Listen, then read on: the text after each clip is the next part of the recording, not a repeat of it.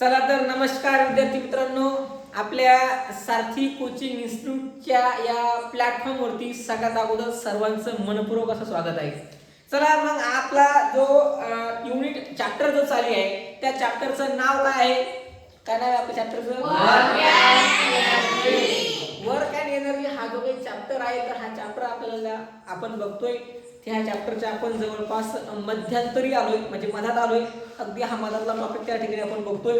काल आपण एनर्जीच्या बद्दल चर्चा केली. नेमकी एनर्जी काय आहे, एनर्जी म्हणजे काय आहे तर आपण ऊर्जा बघितलं. नंतर आपण बघितलंय कायनेटिक एनर्जी. काय बघितली? कायनेटिक एनर्जी बघितली. आणि मग त्या ठिकाणी कायनेटिक एनर्जीचा जो काही फॉर्म्युला आहे तर तो फॉर्म्युला आपल्याला इथं काय करायचा आहे, डिराईव्ह करायचा आहे किंवा त्या ठिकाणी तयार करायचा आहे. ठीक आहे. मग आता हा पहिली जी काही एनर्जी आहे, एनर्जी आपण कशा प्रकारे एखाद्या ऑब्जेक्टला अप्लाय करतो किंवा त्या ठिकाणी कशी एनर्जीचं जे काही एक्सप्रेशन आहे कायनेटिक एनर्जी ते कशा प्रकारे येणार आहे हे आपल्याला इथं आज बघायचं आहे. ठीक आहे. तर सगळ्यात अगोदर आता काय सांगितलंय की एक्सप्रेशन ऑफ कायनेटिक एनर्जी किंवा तिला असे म्हणू शकतो expression for kinetic energy. Kinetic energy करता एक्सप्रेशन म्हणजे काय, जे काही एक्सप्रेशन आहे, जे काही गणितीय पद्धतीने जे काही एक्सप्रेशन सॉल्व्ह केले नेमका सरते शेवटी त्याचा फॉर्म्युला नेमका काय आलाय कायनेटिक एनर्जीचा हे आपल्याला त्या ठिकाणी सविस्तर बघायचं आहे. एक्सप्रेशन म्हणजे काय असतं की शेवटी सरते शेवटी जो काही फॉर्म्युला आहे त्या फॉर्म्युला आपल्याला खूप महत्त्वाचा असतो, कारण त्या फॉर्म्युल्यावरूनच आपला बाकीचे जे काही एक्झाम्पल आहेत ते सॉल्व्ह करावे लागतात. आणि नंतर हा जो काही टॉपिक झाल्याच्या नंतर लगेच तुम्हाला काय दिलेले आहेत, एक्झाम्पल दिलेले आहेत. ते एक्झाम्पल सुद्धा आपल्याला त्या ठिकाणी सॉल्व्ह करायचे. ठीक आहे. मग आता आजचा जो टॉपिक आहे तो टॉपिक त्या ठिकाणी कोणता आहे तर एक्सप्रेशन फॉर कायनेटिक एनर्जी. आणि ते एक्सप्रेशन त्या ठिकाणी आपल्याला सॉल्व्ह करून दाखवायचं आहे. ठीक आहे. मग आता त्या ठिकाणी कशा प्रकारे काय झालं, यांच्या पुढे काय EXPRESSION expression of kinetic energy. हा कायनेटिक एनर्जी इथं इथं ई काय ई कायनेटिक एनर्जी. ठीक आहे. काय असं नाही बाकी नाही ना. तर लक्ष द्यायचं सगळे. अगोदर आता सगळ्यात अगोदर काय करायचंय बघा, the work done of an object W = F × S. समजा एखादी विशिष्ट वस्तू आहे आणि जर त्या वस्तूवरती काय झालंय, वर्क डन झालंय.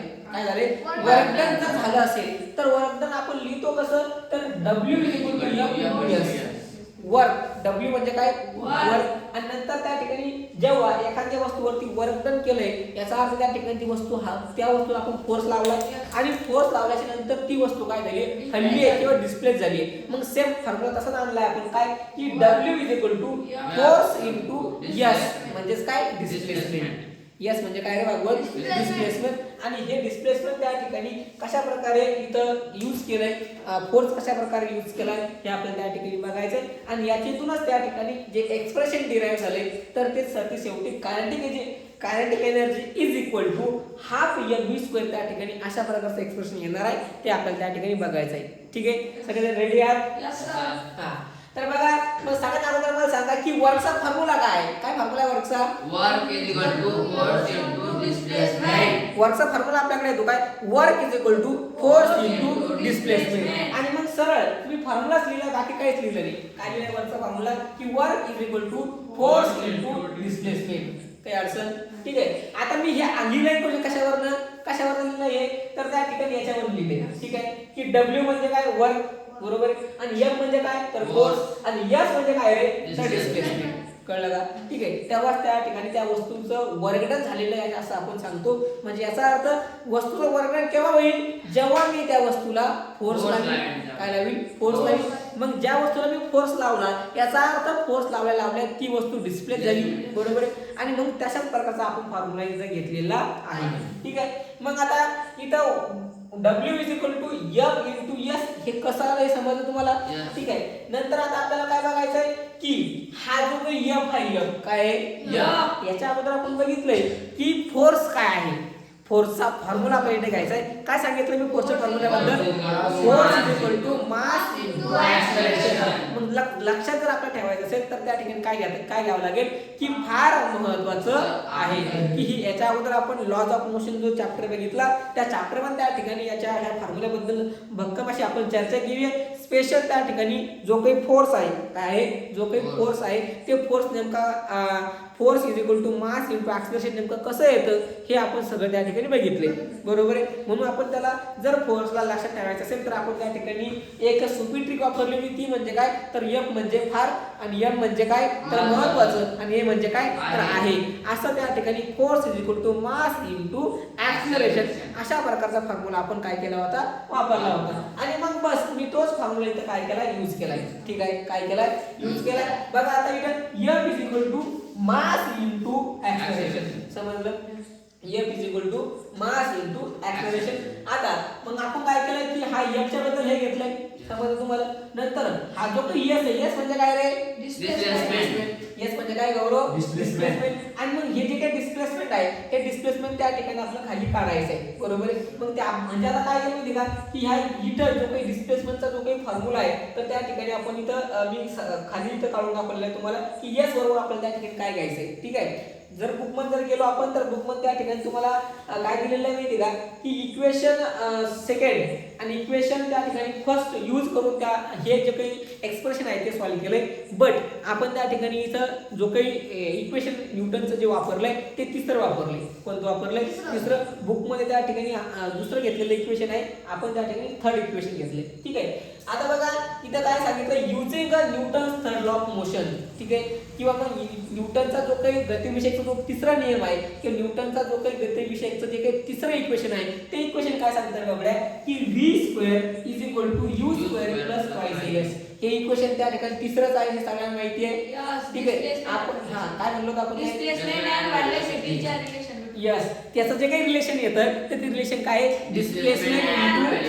डिस्प्लेसमेंट इंटू व्हेलॉसिटीचं त्या ठिकाणी तिचं जे काही रिलेशनशिप त्या ठिकाणी आपण बघितलंय. आणि मी तुम्हाला सांगितलंय की रिलेशनशिप जर आपल्याला लक्षात असेल तर त्या ठिकाणी फॉर्म्युला आपल्याला लक्षात ठेवता येईल. आणि फॉर्म्युला काय लक्षात ठेवता येईल की ते इक्वेशन कितव्या नंबरचं आहे हे तुम्हाला लक्षात ठेवता येईल. हे मी तेव्हा त्या ठिकाणी पहिल्याच चॅप्टरला तुम्हाला हा टॉपिक कन्क्लूड केलेला आहे. ठीक आहे, याच्यामध्ये काही अडचण आहे का नाही. मग त्या ठिकाणी जो काही तिसरा लॉ आहे किंवा तिसरं इक्वेशन ऑफ मोशन आहे तर ते सरळ आहे की v² is equal to u² plus twice a into s.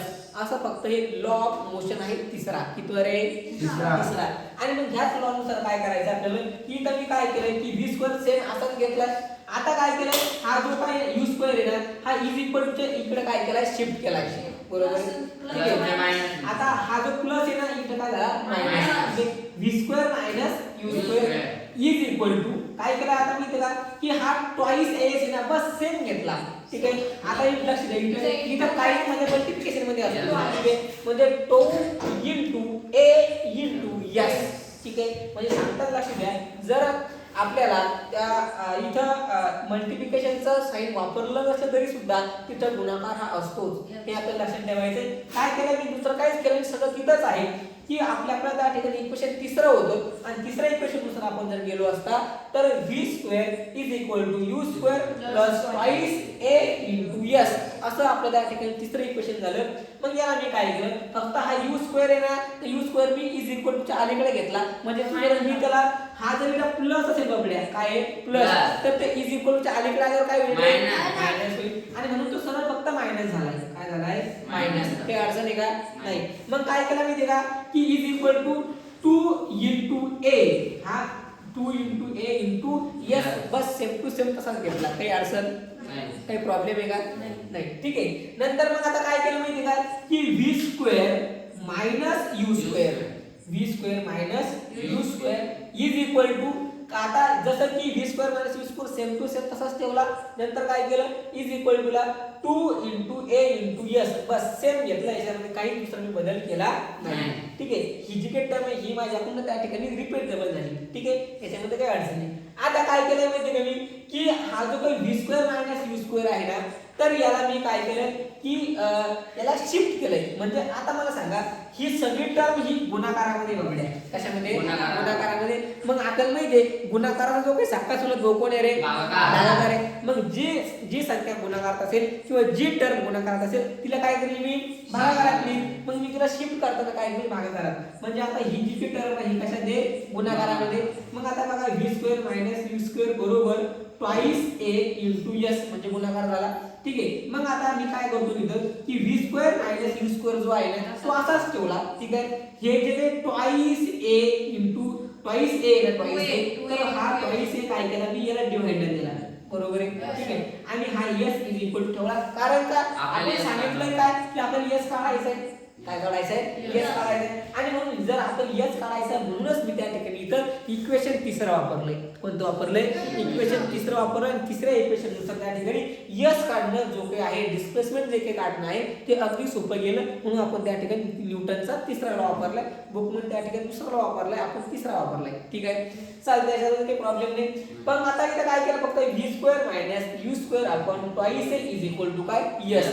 म्हणजे इथे सरळ झालं काय की डिस्प्लेसमेंट बरोबर v square minus you square upon twice a असं त्या ठिकाणी इक्वेशन इथपर्यंत आलं. याच्यामध्ये काही अडचण आपल्याला समजलं इथपर्यंत काय येतं? ठीक आहे. आपल्याला ट्वाइस ए म्हणता येईल आणि आता 2a म्हणता येईल ना. ट्वाइस ए म्हणणं काय 2a म्हणणं काय सारखंच आहे. मला वाटलं हे आपण एस शिफ्ट केलं म्हणून. नाही ट्वाइस एस नाही म्हणलं मी फक्त ट्वाइस ए म्हणलं. एस जर म्हणलं असतं तर मग वेगळा विषय आला असता. कारण फक्त आपण एस ला इज इक्वल टू लिहिलंय ना. म्हणजे एस बरोबर ही सगळी संख्या आहे किंवा एस बरोबर ही सगळी टर्म आहे. बरोबर आहे. म्हणजे याचा अर्थ असा होतो की एस बरोबर हे सगळं काही असणार आहे. म्हणजे याचा अर्थ त्या ठिकाणी तो एस आपण इथं काढलाय तिचा आपल्याला काढायला सांगितलं म्हणून. ठीक आहे.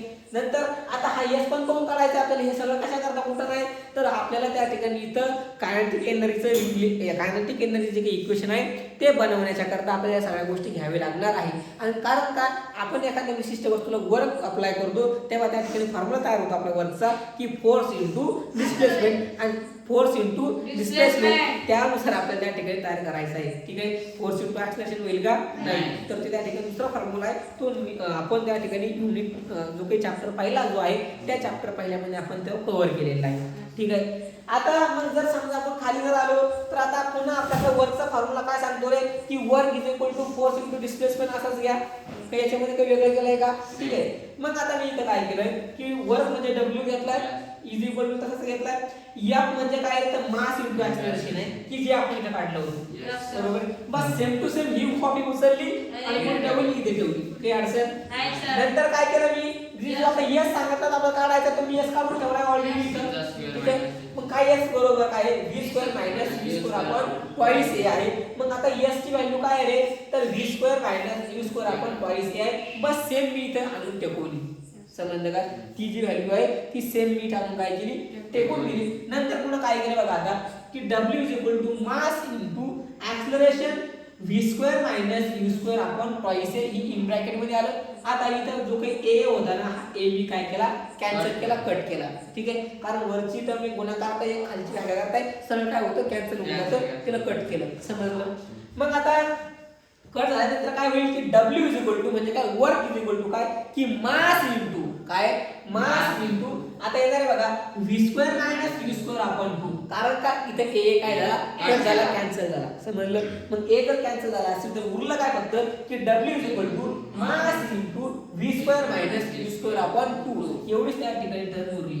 मग आता समोर आता हे झालं आपण त्या ठिकाणी काय करणार इथं की आपल्याला जे लागतंय वर्कला सॉरी आपल्याला जे कायनेटिक एनर्जीचं एक्सप्रेशन बनवण्याकरता लागणारा जे काही डब्ल्यू आहे तो वर्क आपण त्या ठिकाणी काढून घेतला. मग समोर काय केलं बघा की आपल्याला माहिती आहे the body was initially at the rest is equal to 0. आपली कुठली जी काही बॉडी आहे ती सुरुवातीला तिला फोर्स लावण्या अगोदर किंवा काही घडण्या अगोदर तिची जी काही त्या ठिकाणी जर आपण व्हेलॉसिटी जर बघितली तर ती काय असते 0 असते. काय असते 0 असते. किंवा त्या ठिकाणी इनिशियली ती जी काही वस्तू आहे ती शांत असते एक प्रकार त्या ठिकाणी स्तब्ध असते. बरोबर. याचा अर्थ त्याची जी काही व्हॅल्यू आहे ती काय असणार आहे 0 असणार आहे. आणि म्हणून त्या ठिकाणी जी काही यू इज इक्वल टू काय घेतलाय तर 0 म्हणजे याचा अर्थ ती ऑब्जेक्ट इनिशियली होती सुरुवातीलाच त्या ठिकाणी त्या वस्तूचा जो काही वेग असणार आहे किंवा व्हेलॉसिटी असणार आहे तर ती काय असणार आहे 0 असणार आहे. मग मी ती काय घेतली 0च घेतली यू इज इक्वल टू 0. नंतर मग आता काय केलं की आपला हात त्या ठिकाणी वरचा फॉर्म्युला आपल्याकडे ऑलरेडी होता मग तो मी आणला इकडे. बरोबर. मग सरळ ह्याच एक्सप्रेशन मध्ये मी काय केलं फक्त की यू ची व्हॅल्यू टाकली. मग काय केलं W is equal to mass into V square minus 0 square upon 2. आता काय केलं फक्त की हा यू आहे ना यू म्हणजेच काय टाकला हा 0. काही अडचण नाही. फक्त u म्हणजेच काय टाकला हा झिरो टाकला आणि मग मला सांगा की w is equal to mass into v square minus झिरोचा वर्ग. आता झिरोचा वर्ग केल्याच्या नंतर त्या ठिकाणी वर्ग काय येणार आहे झिरोचा झिरो देणार आहे. ठीक आहे मग बघा आता काय होईल की हा जो काही w हा w त्या ठिकाणी सेम असाच राहील. Work is equal to mass into आता इथे उरला काय झिरोचा वर्ग म्हणजे काय झिरोचा वर्ग राहील. ठीक आहे झिरोचा वर्ग म्हणजे त्या ठिकाणी झिरोची संख्या म्हणून mv स्क्वेअर तो झिरो लिहिला काय आणि लिहिला काय काहीच अडचण नाही. समजलं का. ठीक आहे म्हणून w is equal to mass into v square upon 2 इथपर्यंत आलंय. समजलं तुम्हाला. हा 2 चा 2 सेम अपॉनला होता तो अपॉनलाच घेतला की अडचण. ठीक आहे मग त्या ठिकाणी आपण सरतेशेवटी फायनल काय काढलं की work is equal to mv square upon 2 असतो असं आपण त्या ठिकाणी काढलं. मग आता पुन्हा काय घडलंय समोर की the kinetic energy gain by an object is the amount of work done on the object. जर समजा त्या ठिकाणी ती कायनेटिक एनर्जी आहे ती कायनेटिक एनर्जी काय होईल bye an object is the amount of work done ती त्या ठिकाणी काय केलं जाईल गेन केल्या जाईल किंवा त्या ठिकाणी ती घेतल्या जाईल. ठीक आहे कशाला तर object is the amount of work done तेव्हा ते वस्तूचं वर्क डन होईल तेव्हा ती कायनेटिक एनर्जी घेतली जाईल आणि म्हणून त्या ठिकाणी काय होईल की जो काही कायनेटिक एनर्जी ह्या स्टेटमेंट वरून आपल्याला असं घ्यावं लागेल की काय की kinetic energy is equal to work. काय घ्यावं लागेल kinetic energy is equal to work आपल्याला घ्यावं लागेल. हे आपण कुठून घेतलंय तर ह्या स्टेटमेंट. ठीक आहे आणि मग जर त्या ठिकाणी kinetic energy is equal to work जर असेल तर वर्कची व्हॅल्यू आपण काढून ठेवली अगोदर काय की mv स्क्वेअर अपॉन 2 आणि बस मी तो त्या ठिकाणी घेतलाय की हाफ mv स्क्वेअर अपॉन 2 आपण त्या ठिकाणी इथे घेतलेला आहे. समजलं का. अशा प्रकारे आपण त्या ठिकाणी काय केलं की जे काही इक्वेशन आहे कायनेटिक एनर्जीचं तर इक्वेशन त्या ठिकाणी आपल्याला अशा प्रकारे काय करता येईल डिराइव्ह त्या ठिकाणी करता येणार आहे. समजलं का. ठीक आहे हाफ mv स्क्वेअर अपॉन 2 आता तुम्ही म्हणता हा एक कोणी आणला तरी ते एक असतोच बरोबर तो एक त्या ठिकाणी लिहून घेतला एक 1/2 m into v स्क्वेअर. ठीक आहे अशा प्रकारे त्या ठिकाणी काय होईल की kinetic energy is equal to half into m into v चा स्क्वेअर. अशा प्रकारे आपण त्या ठिकाणी काय बघितलं कायनेटिक एनर्जीचं हे एक्सप्रेशन त्या ठिकाणी बघितलं. ठीक आहे आजचा व्हिडिओ तुम्हाला त्या ठिकाणी निश्चितपणे कळला असेलच. हा व्हिडिओ तुम्हाला तुमच्या मित्रांपर्यंत त्या ठिकाणी टाकायचा आहे आणि तुमच्या मित्रांपर्यंत टाकल्यानंतर आणखी तो व्हिडिओ चांगल्या प्रकारे तुम्हाला समजून घ्यायचा आहे आणि सरतेशेवटी तुम्ही याचा काय करा स्क्रीनशॉट काढून घ्या जेणेकरून तुम्हाला त्या ठिकाणी हे जे काही पॉईंट आहेत किंवा ह्या ज्या काही स्टेप्स आहेत तर तुम्हाला तुमच्या नोटबुकमध्ये त्या ठिकाणी तुम्हाला फॉलो करता येईल. तर तुम्ही अगोदर असं काय करायचं आहे स्क्रीनशॉट घ्यायचा आहे. ठीक आहे 2 मिनिटं स्क्रीनशॉट घ्या.